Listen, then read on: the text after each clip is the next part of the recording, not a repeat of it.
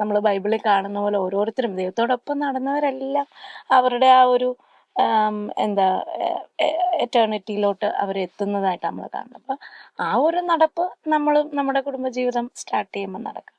പിന്നെ ഈ ഇന്നത്തെ പല കൺസെപ്റ്റ് ഇത് പറഞ്ഞ പോലെ ഈ നമുക്ക് കല്യാണം വേണ്ട എന്ന് മക്കൾ പറയുന്നത് കേട്ടിട്ടുണ്ട്, അല്ലെങ്കിൽ ആൾക്കാരിങ്ങനെ പറയുന്നത് കേട്ടിട്ടുണ്ട്, എന്തിന് കല്യാണം കഴിക്കണം. ഇതിൻ്റെയൊക്കെയും ബേസ് നമ്മുടെ ഫാമിലി ലൈഫിൽ ഉണ്ടാവുന്ന ബ്രോക്കൺനെസ് തന്നെയാണെന്ന് എനിക്ക് ഫീൽ ചെയ്യുന്നത്.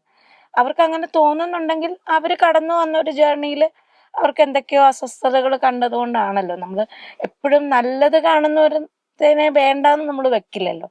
അപ്പം അതിന് ഉത്തരവാദികൾ നമ്മൾ പേരൻസ് കൂടാണ്, നമ്മുടെ മക്കൾ അങ്ങനെ പറയുന്നുണ്ടെങ്കിൽ. സോ നമ്മളൊരു കുടുംബജീവിതം സ്റ്റാർട്ട് ചെയ്യുമ്പോൾ തന്നെ നമ്മൾ അങ്ങനെയുള്ള കാര്യങ്ങൾ നമ്മൾ ദൈവത്തോട് ചേർന്ന് നിന്ന് പോകുമ്പോൾ നമ്മുടെ ഭാവി തലമുറയിലും അത് റിഫ്ലക്റ്റ് ചെയ്യും. സോ ഇത് നമ്മളെ രണ്ടുപേരെ മാത്രം ഇതിന്നൊരു സമൂഹത്തെ അഫക്റ്റ് ചെയ്യുന്ന കാര്യമാണ്. സോ കുടുംബജീവിതം ദൈവത്തോടൊപ്പം. ഈ ഒരു കാര്യം കൂടി എനിക്ക് ആഡ് ചെയ്യാൻ തോന്നിയതായിരുന്നു. അതായത് ഒരു വലിയൊരു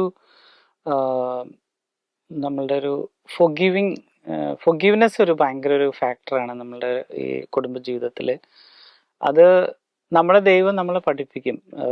ക്ഷമയുടെ ഓരോ തലങ്ങളിലേക്ക് നമ്മളെ ആഴത്തിൽ പോകാനായിട്ട് ദൈവം നമ്മൾ ആ കുടുംബജീവിതത്തിലൂടെയാണ് പഠിപ്പിക്കുന്നത്.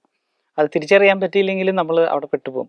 നമ്മൾ ചിലപ്പോൾ നമുക്ക് അവിടെ വെച്ച് നിർത്താനായിട്ട് നമുക്ക് ചിലപ്പോൾ തോന്നാം.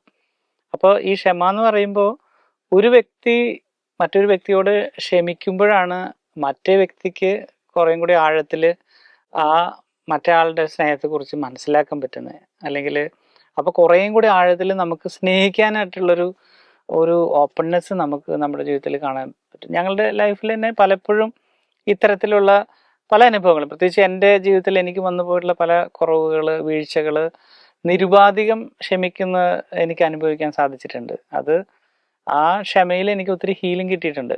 അതേസമയം എന്നെ കുറ്റപ്പെടുത്തുകയും എന്നെ ഇങ്ങനെ എപ്പോഴും അതിനെക്കുറിച്ച് ഇങ്ങനെ പറഞ്ഞുകൊണ്ടിരിക്കുന്നൊരു അവസ്ഥയായിരുന്നെങ്കിൽ ചിലപ്പോൾ ഞാൻ കൂടുതൽ ആഴങ്ങളിലേക്ക് ഒരു പക്ഷേ ആ തെറ്റിലേക്ക് വീണ്ടും വീണ്ടും വീണ് പോയിക്കൊണ്ടിരുന്നേനെ. പക്ഷെ എന്നോട് പരിപൂർണമായിട്ട് ക്ഷമിച്ച് എന്നെ ചേർത്ത് നിർത്തിയ ആ സമയത്ത് എനിക്ക് അതിനുള്ള ഹീലിംഗ് എനിക്ക് കർത്താവ് തന്നു.